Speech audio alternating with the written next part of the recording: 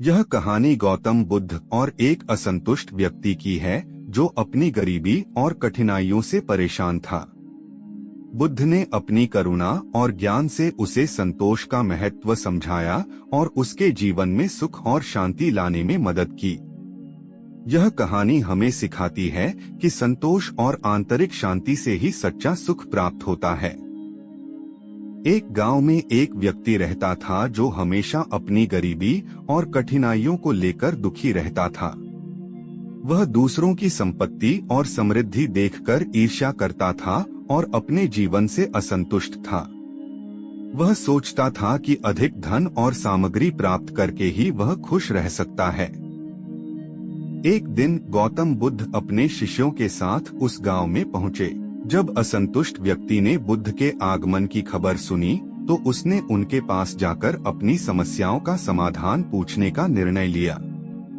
व्यक्ति ने बुद्ध से कहा, भगवान, मैं गरीब हूँ और मेरी समस्याओं का अंत नहीं है।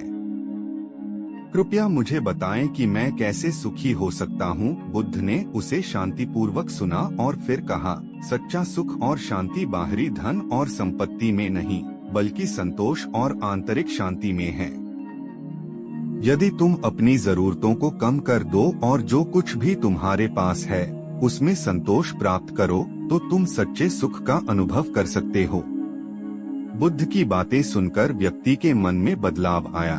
उसने महसूस किया कि उसका असंतोष और दुख उसके अपने विचारों का परिणाम था। उसने बुद्ध की शिक्षाओं को अपनाने का निर्णय लिया और अपने जीवन में संतोष और आंतरिक शांति की खोज शुरू की। धीरे धीरे उसने अपनी ईर्ष्या और असंतोष को त्याग दिया और अपने जीवन में सुख और शांति का अनुभव किया। बुद्ध की करुणा और ज्ञान ने व्यक्ति को संतोष का महत्व समझाया और उसके जीवन को बदल दिया। उसने महसूस किया कि सच्चा सुख और शांति आंतरिक संतोष में ही है।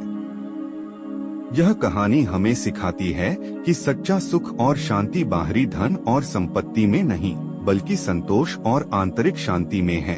हमें अपने जीवन में संतोष प्राप्त करना चाहिए और जो कुछ भी हमारे पास है उसमें खुश रहना चाहिए।